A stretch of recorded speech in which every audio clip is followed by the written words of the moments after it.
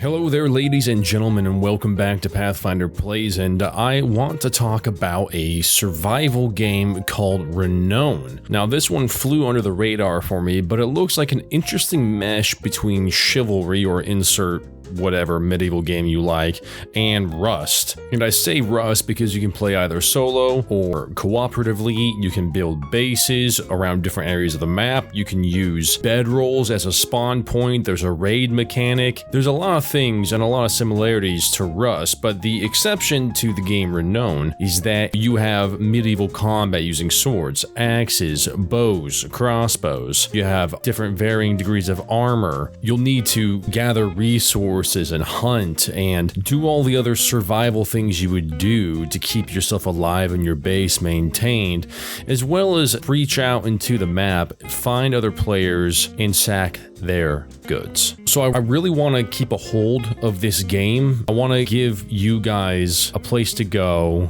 that you can track the development of this game, because so far they're being very transparent. I'm not going to be buying the backer package, at least not yet, but I am going to see where it goes, and I want to make these videos detailing its development to keep you informed, because they're being very transparent with their roadmap, their update vlogs, and everything else. And honestly, will this game be as big as people would hope it would be? Will it beat out Rust? Probably not. Will it beat out SCUM or DayZ or other, survival niche game there is? Maybe not, but there's a lot of things that they are doing that's very unique that I do think merit videos being made about them, and so that's what I kind of want to get into right now. So on their Steam page, it says that Renown is a fast-paced multiplayer survival experience set in a vast and ever-changing medieval world. Players begin with nothing, gather resources, build a kingdom, and fight to survive in the hopes of becoming renowned across the land. No reviews because it's not released yet. Release dates sometime between 2022 and 2023 is what they say, and the developer and publisher is the same studio called RDBK Studios. This is their only game that they have attempted to create, and with that being said, I'm pretty stinking impressed. You look through the photos, and it looks polished. It's beautiful. There's glimmer on the armor. There's siege weapons. There's shield walls. There's tons of different things that a person would look for in screenshots. Now, of course, we've learned before that screenshots can only get you so far. For example, there's a picture of knights on horses, but then you go over to their Trello roadmap and you see that cavalry warfare is simply planned. It's not complete. So a lot of times I'm beginning to understand it's more of an unspoken rule that if they show a picture, they're not saying it's in, but they are saying that it is being worked on. Kind of misleading, intentionally or unintentionally on developers' parts, but it gives you an idea what's coming down the road. Now, like I already mentioned before, the game has combat, it has building, it has raiding elements, which that's a little shaky on me based off of one of the videos, but I'll get into that in a little bit. Gathering, crafting, and some of their key game features is a fast-paced medieval survival with a strong emphasis on melee combat. From building humble farms to huge fortresses, the choice is with the player. A focus on horses, carts, and cavalry warfare. Custom armor system that deflects ranged attacks. Group systems for making claims, taking titles, giving ranks, and more. Server progression and wipe systems for an engaging and vastly replayable experience. Tools for community hosts to help tailor their servers, future plans for extensive mod ability, which is quite huge and does have the potential to step it up above some of its competitors, and functioning combat alpha waiting for players. There are players currently playing this game, so they're trying to do a lot. The thing that really caught my eye is the fact that I've been just searching for something out there. There's lots of survival games coming, but a lot of them are just linear, right? And so yes, linear games are perfectly fine, but a lot of players, myself included, aren't necessarily always looking for a story, because stories end. The whole point of an open world survival game is to not have it end, is to have ultimate replayability. It's to be able to create something in an environment that's dynamic and ever-changing with unknown circumstances and players and motivations of those players. And they're always having that risk and reward teetering on the pedestal. All that being said, I'm not looking for a story-based survival game. Solo, cooperative, PvPvE, I don't care what it is. I want it to have the insane replayability that gives me my money's worth and gives me the experiences that those genres and those types of game modes can usually produce. With Renown, I love medieval combat, I love Dark and Darker,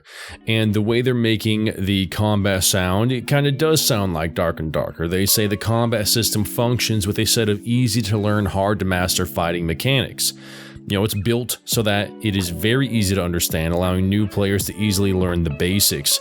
And as players become comfortable with the system, their developing level of skill becomes a major source of enjoyment. And that is one of the things that made me fall in love with Dark and Darker, because every time I died, most of the time, I could only say they just did it better. I didn't do it as good as that guy did. He utilized the crouch better, or he utilized this jump, or this swing, or whatever. He did it better than me. And so the idea that you have this easy to learn, hard to master fighting mechanic, which is similar to Dark and Darker, or maybe even Chivalry, I love that. I love that. It gets everybody into the game, it gets everybody involved immediately. You know the mission, you know what to do, you know how to do it, and then you just refine and develop your skills as you go on. I think that's really pivotal in a game like this. The building system uses, once again, an easy to understand and deploy method, they say, and this allows for greater depth when creating both small and large castle village type structures. They even say going on that players can expand into fully customized castles, creating structures truly unique to the person's ability and experience. And that's amazing to me. Prefab structures are fantastic, but it takes out a huge chunk of what it means to be a survival game. You know, creativity is huge, imagination is huge, possibilities are what players pay for.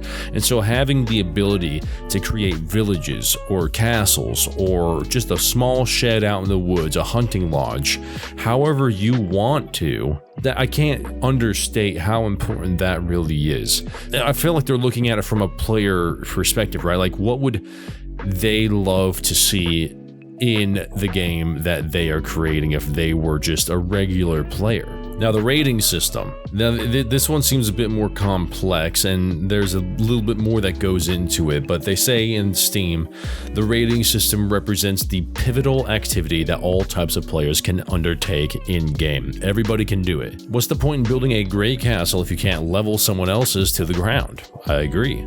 In a way, the players are always in an arms race to see who can build the strongest, smartest, and most awe-inspiring structures. Much like Rust, they want to provide just as awe-inspiring weapons and siege engines and all the utilities required for ongoing medieval war.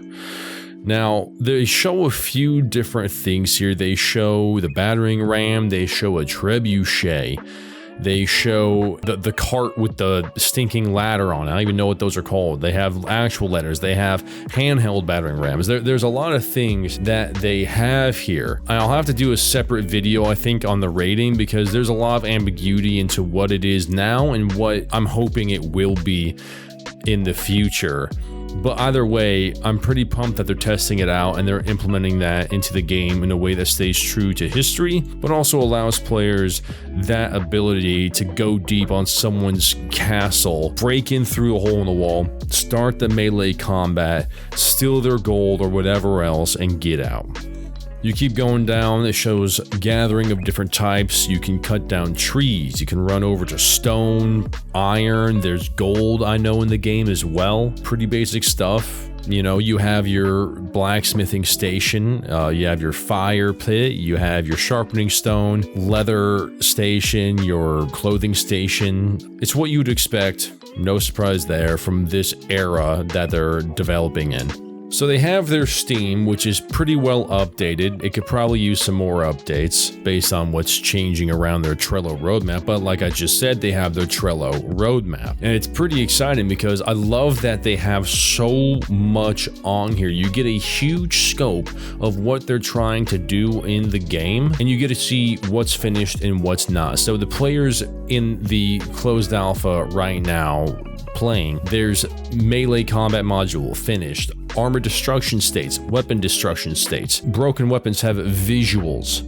Destructive armor, there's visuals. There's absolutely dented and battered. There's the in-between with a few minor punctures or dents, and then you have your brand new, no blemishes, anything. So you'll be able to see visually how damaged your opponent is. That's in the game. Shield destruction states, that's in the game. Ranged combat module, the implementation of javelins, crossbows, throwable rocks, slings, heads even, ranged weapons like that, that's in the game. Death match module, creation of game modes required for testing team and group fights. Several maps have been completed along with game modes such as team deathmatch, free-for-all, and last team standing. That's in the game. Then you have the beta with the raid. They already have the initial raid module finished, which you click on it and it says creation of the core systems for survival raiding. Players will have access to a raiding simulation map with 2 castles, itemized and limited gear alongside with first siege weapons. It sounds like this is just for the closed alpha,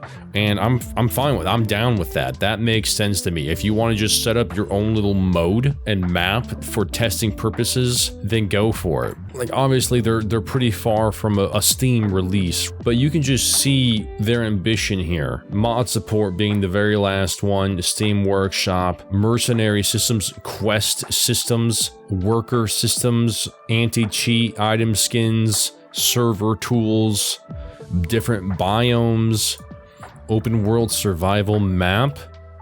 At this stage, all that is required is the survival map itself. We aim to have each previous step already working in conjunction, but this is the final stage for the combination. So that leads me then to believe the open world survival map will combine the previous modes, though it sounds like they're separating it into bite-sized segments where they can fix and troubleshoot and develop in a controlled environment. So they have that. They have plenty of websites too. They also have their Discord, like everybody else. It appears they stopped using their RDBK Studios blog. The last dev update that they showed was from 2021, May 4th. They also have their Indiegogo, which it's fine if people have to use Indiegogo. Not everyone has a steady stream of income, but they still want to produce something like this, right? I get it. But they've gained $83,000 USD. Alright, well, I feel like at this point I'm just ranting. There's a lot to this game, a lot of different areas to this game that I'm just looking through right now, but you guys, if you didn't know about Renown, you now do. You are very familiar with Renown and what they're trying to do and where they're trying to go. I'll probably put out some more videos about it because it is quite an interesting project, to say the least. But until then, happy surviving. Thank you for watching. If you're interested in the survival genre, if you're interested in this game specifically, consider hitting that subscribe button so you don't miss any videos. And I will see you guys in the next one. Path out.